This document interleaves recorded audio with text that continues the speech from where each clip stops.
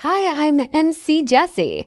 大家好，讀你聽2.0，今日繼續讀 Miguel de Cervantes 嘅 Don Quixote。我哋讀到第34節，呢一節個名咧叫做 In which is continued the novel of the ill-advised curiosity。我以話一個三角戀啦，故事嘅主人翁就係 Anselmo 啦、Lothario 啦，兩位人稱最好嘅朋友啦。同埋 Anselmo 嘅太太啦 Camila 新婚嘅夫妻啦 Anselmo 咧就因為自己起咗疑心或者好奇心使然，就想測試下太太對於佢嘅婚姻嘅忠貞或者對佢愛嘅真誠咁用佢最好嘅朋友咧去試探。咁Lothario 咧當初拒絕啦，到後嚟咧逆來順受啦。發展到而家咧，已經係一發不可收拾咁樣愛上咗 Camila。咁究竟呢個故事點樣收科咧？我哋睇下落去。跟住我哋交俾 Costa 同大家讀嚟聽。It is commonly said that an army looks ill without its general, and a castle without its castellan. And I say that a young married woman looks still worse without her husband, unless there are very good reasons for it. I find myself so ill at ease without you.And so incapable of enduring this separation, that unless you return quickly, I shall have to go for relief to my parents' house, even if I leave yours without a protector. For the one you left me, if indeed he deserved that title, has, I think, more regard to his own pleasure than to what concerns you. As you are possessed of discernment, I need say no more to you, nor indeed is it fitting I should say more. Anselmo received this letter.And from it he gathered that Lothario had already begun his task, and that Camila must have replied to him as he would have wished, and delighted beyond measure at such intelligence he sent word to her not to leave his house on any account, as he would very shortly return. Camila was astonished at Anselmo's reply, which placed her in greater perplexity than before, for she neither dared to remain in her own house, nor yet to go to her parents', for in remaining her virtue was imperilled.And in going, she was opposing her husband's commands. Finally, she decided upon what was the worst course for her, to remain, resolving not to fly from the presence of Lothario, that she might not give food for gossip to her servants. And she now began to regret having written as she had to her husband, fearing he might imagine that Lothario had perceived in her some lightness which had impelled him to lay aside the respect he owed her.But confident of her rectitude, she put her trust in God and in her own virtuous intentions, with which she hoped to resist in silence all the solicitations of Lothario, without saying anything to her husband so as not to involve him in any quarrel or trouble. And she even began to consider how to excuse Lothario to Anselmo when he should ask her what it was that induced her to write that letter. With these resolutions, more honourable than judicious or effectual, she remained the next day listening to Lothario, who pressed his suit so strenuously that Camilla's firmness began to waver, and her virtue had enough to do to come to the rescue of her eyes and keep them from showing signs of a certain tender compassion which the tears and appeals of Lothario had awakened in her bosom. Lothario observed all this, and it inflamed him all the more.In short, he felt that while Anselmo's absence afforded time and opportunity, he must press the siege of the fortress, and so he assailed her self-esteem with praises of her beauty. For there is nothing that more quickly reduces and levels the castle towers of fair women's vanity than vanity itself upon the tongue of flattery. In fact, with the utmost assiduity, he undermined the rock of her purity with such engines that had Camilla been of brass, she must have fallen.He wept, he entreated, he promised, he flattered, he importuned, he pretended with so much feeling and apparent sincerity that he overthrew the virtuous resolves of Camilla and won the triumph he least expected and most longed for. Camilla yielded, Camilla fell. But what wonder if the friendship of Lothario could not stand firm? A clear proof to us that the passion of love is to be conquered only by flying from it.And that no one should engage in a struggle with an enemy so mighty, for divine strength is needed to overcome his human power. Leonela alone knew of her mistress' weakness, for the two false friends and new lovers were unable to conceal it, Lothario did not care to tell Camila the object Anselmo had in view, nor that he had afforded him the opportunity of attaining such a result, lest she should undervalue his love and think that it was by chance, and without intending it, and not of his own accord, that he had made love to her. A few days later, Anselmo returned to his house and did not perceive what it had lost, that which he so lightly treated and so highly prized. He went at once to see Lothario, and found him at home. They embraced each other, and Anselmo asked for the tidings of his life or his death. The tidings I have to give thee, Anselmo my friend, said Lothario, are that thou dost possess a wife that is worthy to be the pattern and crown of all good wives. The words that I have addressed to her were borne away on the wind. My promises have been despised, my presents have been refused, such vain tears as I shed have been turned into open ridicule. In short, as Camila is the essence of all beauty, so is she the treasure house where purity dwells, and gentleness and modesty abide with all the virtues that can confer praise, honor, and happiness upon a woman. Take back thy money, my friend, here it is, and I have no need to touch it. For the chastity of Camila yields not to things so base as gifts or promises.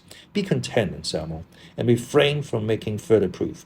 And as thou hast passed dry sword through the sea of those doubts and suspicions that are and may be entertained of women, seek not to plunge again into the deep ocean of new embarrassments, or with another pilot make trial of the goodness and strength of the bark that heaven has granted thee for thy passage across the sea of this world, but reckon thyself now safe in port, moor thyself with the anchor of sound reflection, and rest in peace until thou art called upon to pay that debt which no nobility on earth can escape paying.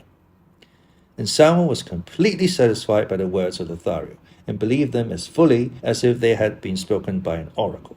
Nevertheless, he begged of him not to relinquish the undertaking, were it but for the sake of curiosity and amazement, though thenceforth he need not make use of the same earnest endeavours as before. All he wished him to do was to write some verses to her, praising her under the name of Chloris, for he himself would give her to understand that he was in love with a lady to whom he had given the name to enable him to sing her praises with the decorum due to her modesty.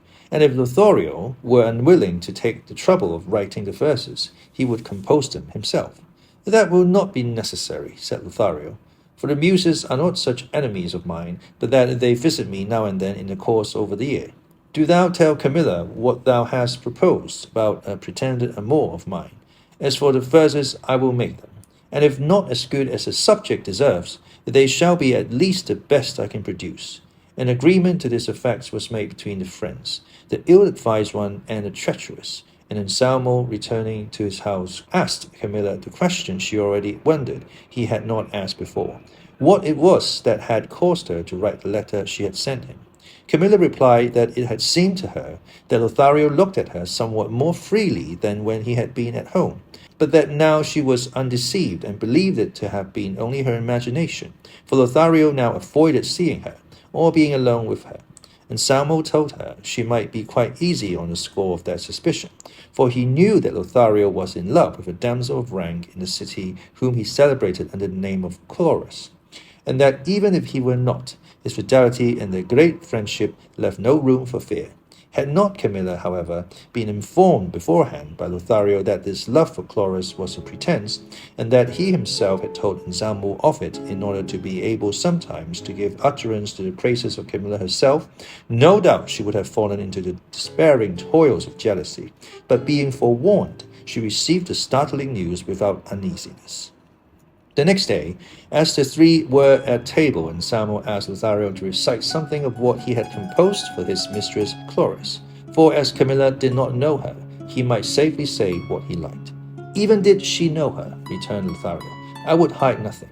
For when a lover praises his lady's beauty and charges her with cruelty, he casts no imputation upon her fair name. At any rate, all I can say is that yesterday I made a sonnet on the ingratitude of this Chloris, which goes thus. Sonnet. At midnight, in the silence, when the eyes of happier mortals balmy slumbers close, the weary tale of my unnumbered woes to Chloris and to heaven is wont to rise. And when the light of day returning dies, the portals of the east with tints of rose, with undiminished force my sorrow flows, in broken accents and in burning sighs. And when the sun ascends his star-girt throne, and on the earth pours down his midday beams, noon but renews my wailing and my tears, and with the night again goes up my moan. Yet ever in my agony it seems to me that neither heaven nor chorus hears. The sonnet pleased Camilla, and still more Anselmo, for he praised it and said the lady was excessively cruel who made no return for sincerity so manifest. On which Camilla said, then all that love-smitten poets say is true. As poets they do not tell the truth, replied Lothario, but as lovers they are not more defective in expression than they are truthful. There is no doubt of that, observed Anselmo, anxious to support and uphold Lothario's ideas with Camilla, who was as regardless of his design as she was deep in love with Lothario, and so taking delight in anything that was his, and knowing that his thoughts and writings had her for their object, and that she herself was the real chorus, she asked him to repeat some other sonnet or verses if he recollected any. I do, replied Lothario, but I do not think it as good as the first one, or, more correctly speaking, less bad. But you can easily judge, for it is this. Sonnet. I know that I am doomed. Death is to me as certain as that thou, ungrateful fair, dead at thy feet shouldst see me lying here. My heart repented of his love for thee. If buried in oblivion I should be, bereft of life, fame, favour, even there, it would be found that I thy image bear, deep graven in my breast for all to see. This like some holy relic do I prize, to save me from the fate my truth entails, truth that to thy heart its figure owes. Alas for him that under lowering skies, in peril over a trackless ocean sails, where neither friendly port nor pole star shows. Anselmo praised his second sonnet too, as he had praised the first, and so he went on adding link after link to the chain with which he was binding himself and making his dishonor secure. For when Lothario was doing most to dishonor him, he told him he was most honored. And thus each step that Camilla descended towards the depths of her abasement, she mounted, in his opinion, towards the summit of virtue and fair fame. It so happened that finding herself on one occasion alone with a maid, Camilla said to her, I am ashamed to think, my dear Leonela, how lightly I have valued myself that I did not compel Lothario to purchase by at least some expenditure of time that full possession of me that I so quickly yielded him of my own free will. I fear that he will think ill of my pliancy or lightness, not considering the irresistible influence he brought to bear upon me. Let not that trouble you, my lady, said Leonela, for it does not take away the value of the thing given or make it the less precious to give it quickly if it be really valuable and worthy of being prized. Nay, they are wont to say that he who gives quickly gives twice. They say also, said Camilla, that what costs little is valued less. That saying does not hold good in your case, replied Leonela. For love, as I have heard say, sometimes flies and sometimes walks.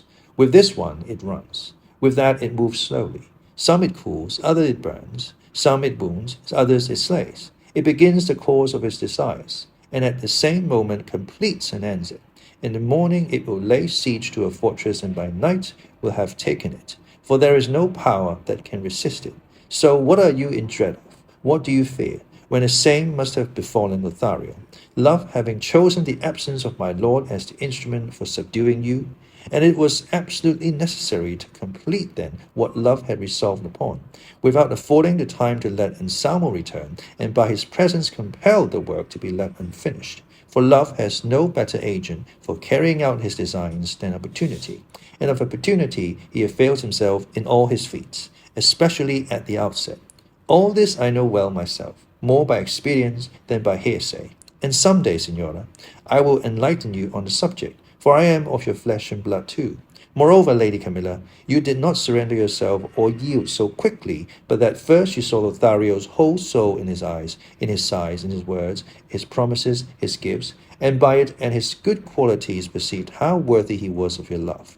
This, then, being the case, let not these scrupulous and prudish ideas trouble your imagination, but be assured that Lothario prizes you as you do him, and rest content and satisfied that as you are caught in the noose of love, it is one of worth and merit that has taken you, and one that has not only the 4 S's that the sure true lovers ought to have, but a complete alphabet. Only listen to me, and you will see how I can repeat it by rote. He is to my eyes and thinking amiable, brave, courteous, distinguished, elegant, fond, gay, honorable, illustrious, loyal, manly, noble, open, polite, quick-witted, rich, and the S, according to the saying, and then tender, voracious. X does not suit him, for it is a rough letter. Y has been given already, and Z, zealous for your honor. Camilla laughed at her maid's alphabet, and perceived her to be more experienced in love affairs than she said, which she admitted, confessing to Camilla that she had love passages with a young man of good birth of the same city. Camilla was uneasy at this, dreading lest it might prove the means of endangering her honor, and asked whether her intrigue had gone beyond words.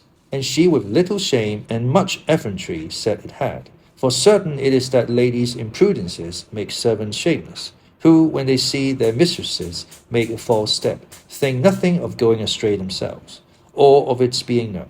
All that Camilla could do was to entreat Leonela to say nothing about her doings to him whom she called her lover, and to conduct her own affairs secretly, lest they should come to the knowledge of Anselmo or of Lothario. Leonela said she would, but kept her word in such a way that she confirmed Camilla's apprehension of losing her reputation through her means. For this abandoned and bold Leonela, as soon as she perceived that her mistress's demeanour was not what it was wont to be, had the audacity to introduce her lover into the house, confident that even if her mistress saw him, she would not dare to expose him, for the sins of mistresses entail this mischief among others. They make themselves the slaves of their own servants, and are obliged to hide their laxities and depravities, as was the case with Camilla, who, though she perceived, not once but many times, that Leonela was with her lover in some room of the house, not only did not dare to chide her, but afforded her opportunities for concealing him and removed all difficulties, lest he should be seen by her husband. She was unable, however, to prevent him from being seen on one occasion, as he sallied forth at daybreak, by Lothario, who, not knowing who he was, at first took him for a spectre, but as soon as he saw him hasting away, muffling his face with his cloak and concealing himself carefully and cautiously, he rejected this foolish idea, and adopted another, which would have been the ruin of all had not Camilla found a remedy. It did not occur to Lothario that this man he had seen issuing at such an untimely hour from Anselmo's house could have entered it on Leonela's account. Nor did he even remember there was such a person as Leonela. All he thought was that as Camilla had been light and yielding with him, so she had been with another. For this further penalty the erring woman's sin brings with it, that her honor is distrusted even by him to whose forfeitures and persuasions she has yielded, and he believes her to have surrendered more easily to others, and gives implicit credence to every suspicion that comes into his mind. All Lothario's good sense seems to have failed him at this juncture. All his prudent maxims escape his memory, for without once reflecting rationally, and without more ado, in his impatience and in the blindness of the jealous rage that gnawed his heart, in dying to revenge himself upon Camilla, who had done him no wrong, before Anselmo had risen, he hastened to him and said to him, "Know, Anselmo, that for several days past I have been struggling with myself, striving to withhold from thee what it is no longer possible or right that I should conceal from thee. Know that Camilla's fortress has surrendered and is ready to submit to my will. And if I have been slow to reveal this fact to thee, it was in order to see if it was some right caprice of hers, or if she sought to try me, and ascertain if the love I began to make her, with thy permission, was made with a serious intention. I thought, too, that she, if she were what she ought to be, and what we both believed her, would have ere this given thee information of my addresses. But seeing that she delays, I believe the truth of the promise she has given me, that the next time thou art absent from the house she will grant me an interview in the closet where thy jewels are kept.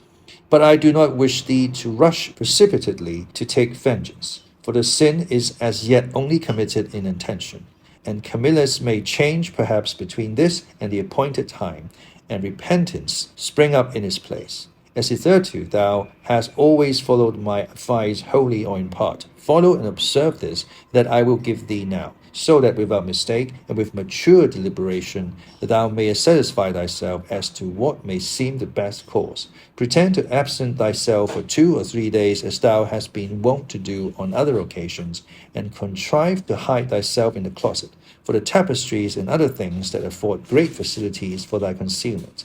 And then thou wilt see with thine own eyes, and I with mine, what Camilla's purpose may be.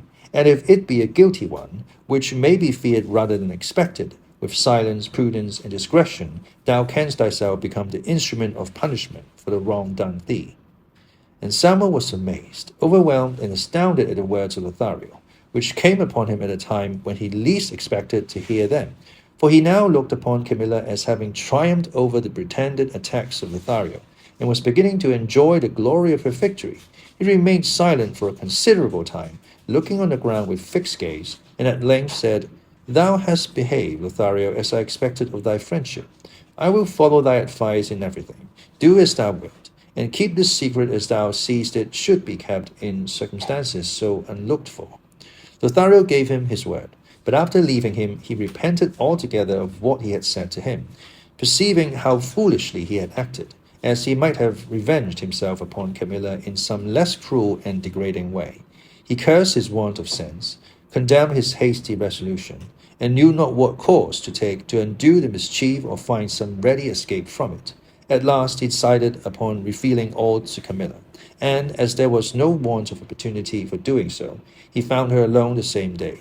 But she, as soon as she had the chance of speaking to him, said, Lothario, my friend, I must tell thee I have a sorrow in my heart which feels it so that it seems ready to burst, and it will be a wonder if it does not. For the audacity of Leonela has now reached such a pitch that every night she conceals a gallant of hers in this house and remains with him till morning, at the expense of my reputation, inasmuch as it is open to anyone to question it, who may see him quitting my house at such unseasonable hours. But what distresses me is that I cannot punish or chide her, for her privity to our intrigue bridles my mouth and keeps me silent about hers, while I'm dreading that some catastrophe will come of it.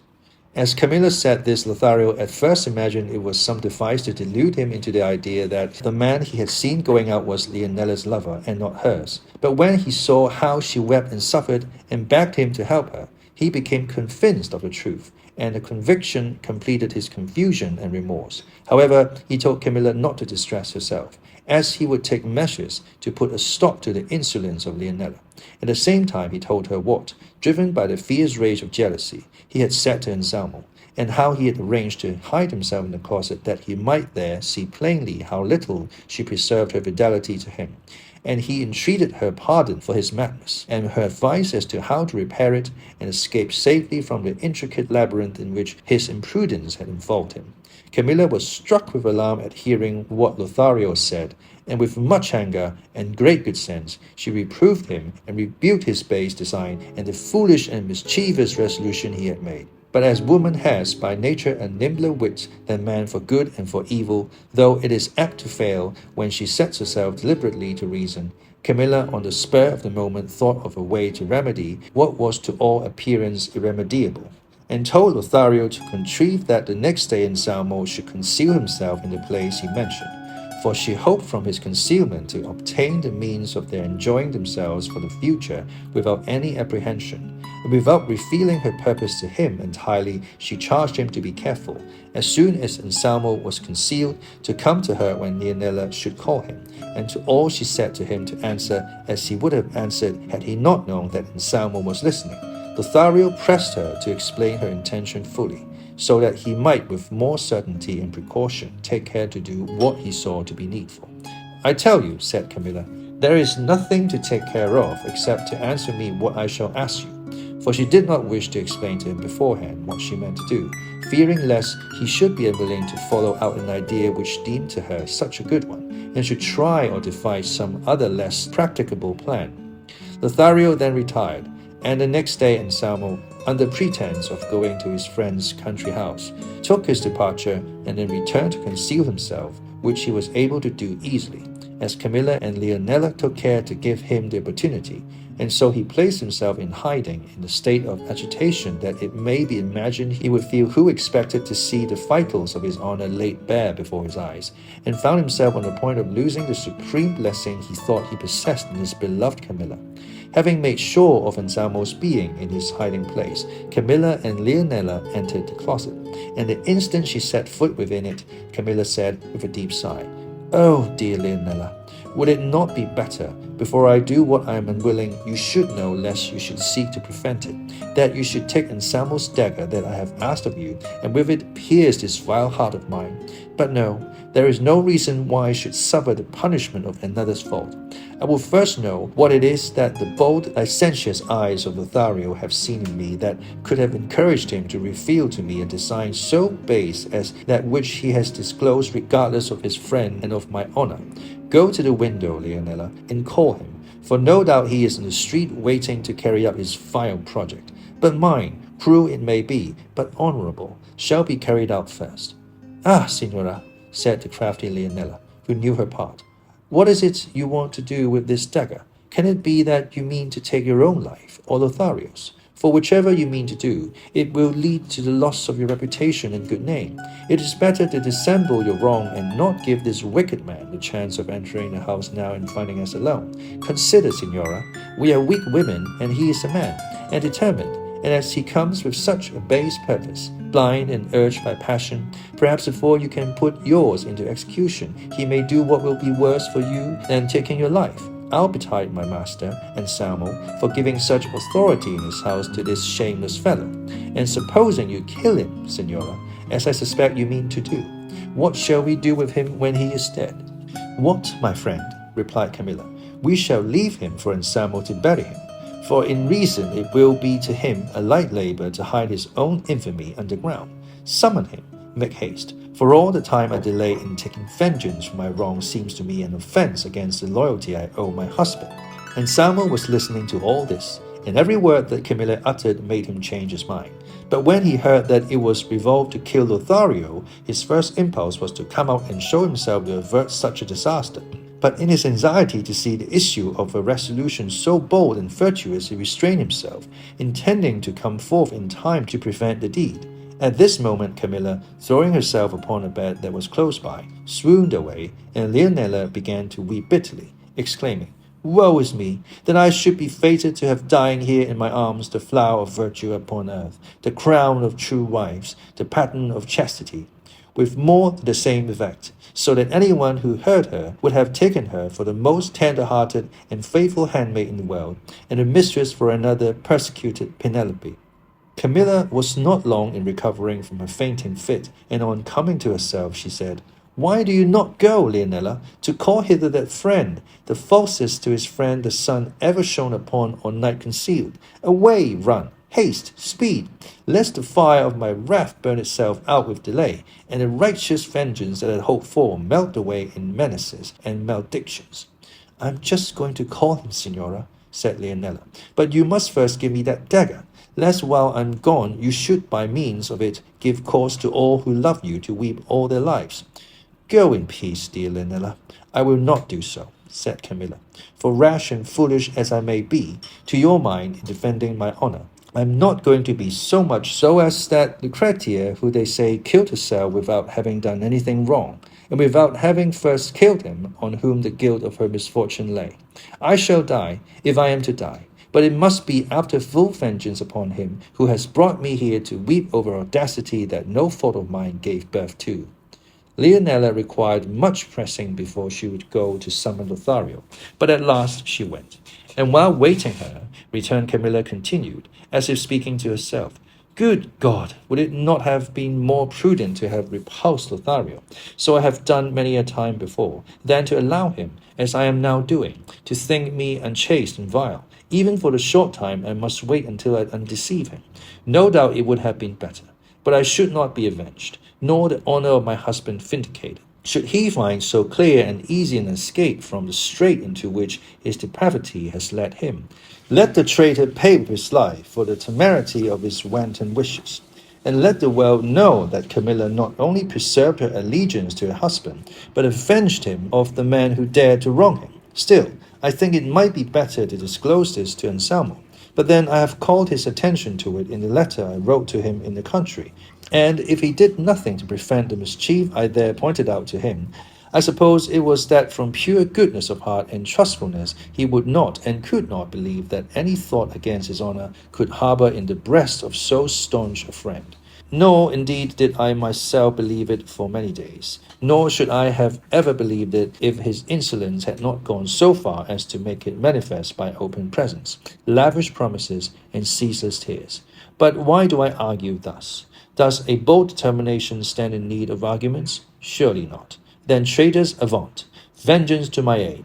Let the false one come, approach, advance, die, yield up his life, and then befall what may. Pure I came to him whom heaven bestowed upon me, pure I shall leave him. And at the worst bathe in my own chaste blood, and in the foul blood of the falsest friend that friendship ever saw in the world.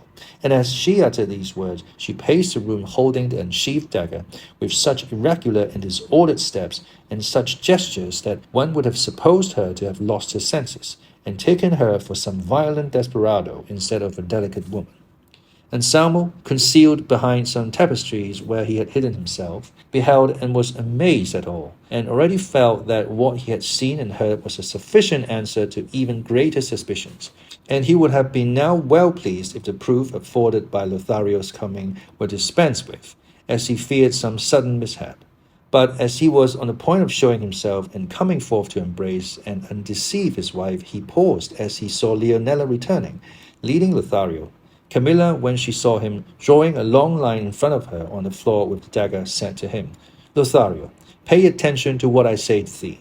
If by any chance thou darest to cross this line thou seest, or even approach it, the instant I see thee attempt it, at that same instant will I pierce my bosom with this dagger that I hold in my hand. And before thou answerest me a word, I desire thee to listen to a few from me, and afterwards thou shalt reply as may please thee. First, I desire thee to tell me, Lothario, if thou knowest my husband Anselmo, and in what light thou regardest him. And secondly, I desire to know if thou knowest me too.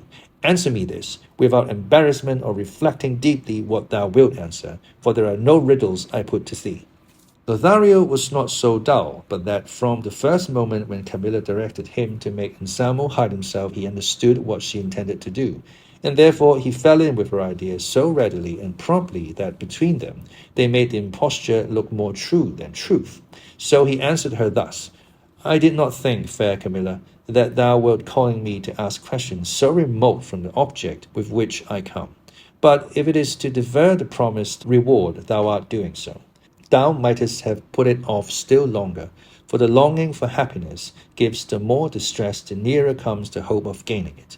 But lest thou should say that I do not answer thy questions, I say that I know thy husband Anselmo, and that we have known each other from our earliest years. I will not speak of what thou too knowest, of our friendship, that I may not compel myself to testify against the wrong that love, the mighty excuse for greater errors, makes me inflict upon him. Thee I know and hold in the same estimation as he does. For were it not, so I had not for a lesser prize acted in opposition to what I owe to my station and the holy laws of true friendship, now broken and violated by me through that powerful enemy, love. If thou dost confess that, returned Camilla, mortal enemy of all that rightly deserve to be loved, with what face dost thou dare to come before one whom thou knowest to be the mirror wherein he is reflected on, whom thou shouldst look to see how unworthily thou wrongest him? But woe is me, I now comprehend what has made thee give so little heed to what thou owest to thyself. It must have been some freedom of mine, for I will not call it immodesty, as it did not proceed from any deliberate intention, but from some heedlessness such as women are guilty of through inadvertence when they think they have no occasion for reserve. But tell me, traitor, when did I by word or sign give a reply to thy prayers that could awaken in thee a shadow of hope of attaining thy base wishes? When were not thy professions of love sternly and scornfully rejected and rebuked? When were thy frequent pledges and still more frequent gifts believed or accepted? But as I am persuaded that no one can long preserve in the attempt to win love unstained by some hope, I am willing to attribute to myself the blame of thy assurance. For no doubt some thoughtlessness of mine has all this time fostered thy hopes, and therefore will I punish myself and inflict upon myself the penalty thy guilt deserves, and that thou mayest see that being so relentless to myself I cannot possibly be otherwise to thee. I have summoned thee to be a witness of the sacrifice I mean to offer to the injured honour of my honoured husband, wronged by thee with all the assiduity thou wert capable of, and by me too, through want of caution in avoiding every occasion, if I have given any, of encouraging and sanctioning thy base designs. Once more I say the suspicion in my mind that some imprudence of mine has engendered these lawless thoughts in thee, is what causes me most distress, and what I desire most to punish with my own hands. For were any other instrument or punishment employed, my error might become perhaps more widely known. But before I do so, in my death I mean to inflict death, and take with me one that will fully satisfy my longing for the revenge I hope for and have. For I shall see, wheresoever it may be that I go, the penalty awarded by inflexible, unswerving justice on him who has placed me in a position so desperate. As she uttered these words, with incredible energy and swiftness she flew upon Lothario with the naked dagger, so manifestly bent on burying it in his breast that he was almost uncertain whether these demonstrations were real or feigned, for he was obliged to have recourse to all his skill and strength to prevent her from striking him. And with such reality did she act this strange farce and mystification that, to give it a colour of truth, she determined to stain it with her own blood. For perceiving or pretending that she could not wound Lothario, she said, Fate, it seems, will not grant my just desire complete satisfaction, but it will not be able to keep me from satisfying it partially at least. And making an effort to free the hand with the dagger which Lothario held in his grasp, she released it, and directing the point to a place where it could not inflict a deep wound, she plunged it into her left side high up close to her shoulder, and then allowed herself to fall to the ground as if in a faint. Leonela and Lothario stood amazed and astounded at the catastrophe, and seeing Camilla stretched on the ground and bathed in her blood, they were still uncertain as to the true nature of the act. Lothario, terrified and breathless, ran in haste to pluck out the dagger, but when he saw how slight the wound was, he was relieved of his fears, and once more admired the subtlety, coolness, and ready wit of the fair Camilla. And the better to support the part he had to play, he began to utter profuse and doleful lamentations over her body as if she were dead, invoking maledictions not only on himself but also on him who had been the means of placing him in such a position. And knowing that his friend Anselmo heard him spoke in such a way as to make a listener feel much more pity for him than for Camilla, even though he supposed her dead, Leonela took her up in her arms and laid her on the bed, entreating Lothario to go in quest of someone to attend to her wound in secret, and at the same time asking his advice and opinion as to what they should say to Anselmo about his lady's wound if he should chance to return before it was held. He replied they might say what they liked, for he was not in a state to give advice that would be of any use. All he could tell her was to try and staunch the blood, as she was going where he should never more be seen. And with every appearance of deep grief and sorrow he left the house. But when he found himself alone, and where there was nobody to see him, he crossed himself unceasingly, lost in wonder at the adroitness of Camilla and the consistent acting of Leonela. He reflected how convinced Anselmo would be that he had a second Portia for a wife, and he looked forward anxiously to meeting him in order to rejoice together over fleshhood and truth the most craftily veiled that could be imagined. Leonela, as he told her, staunched her lady's blood, which was no more than sufficed to support her deception, and washing the wound with a little wine, she bound it up to the best of her skill, talking all the time she was tending her in a strain that, even if nothing else had been said before, would have been enough to assure Anselmo that he had in Camilla a model of purity. To Leonela's words, Camilla added to her own, calling herself cowardly and wanting in spirit, since she had not enough at the time she had most need of it to rid herself of the life she so much loathed. She asked her attendant's advice as to whether or not she ought to inform her beloved husband of all that had happened, but the other bade her saying nothing about it, as she would lay upon him the obligation of taking vengeance on Lothario, which he could not do but at great risk to himself, and it was the duty of a true wife not to give her husband provocation to quarrel, but on the contrary, to remove it as far as possible from him. Camila replied that she believed she was right and that she would follow her advice, but at any rate, it would be well to consider how she was to explain the wound to Anselmo, for he could not help seeing it, to which Leonela answered that she did not know how to tell a lie even in jest. "How then can I know, my dear?" said Camila, "for I shall not dare to forge or keep up a falsehood in my life dependent on it. If we can think of no escape from this difficulty, it will be better to tell him the plain truth than that he should find us out in an untrue story." "Be not uneasy, Signora," said Leonela. "Between this and tomorrow I will think of what we must say to him, and perhaps the wound being where it is, it can be hidden from his sight, and heaven will be pleased to aid us in a purpose so good and honorable. Compose yourself, Signora, and endeavor to calm your incitement lest my lord find you agitated, and leave the rest to my care and God's, who always supports good intentions." Anselmo had with the deepest attention listened to and seen played out the tragedy of the death of his honor, which the performers acted with such wonderfully effective truth that it seemed as if they had become the realities of the parts they played.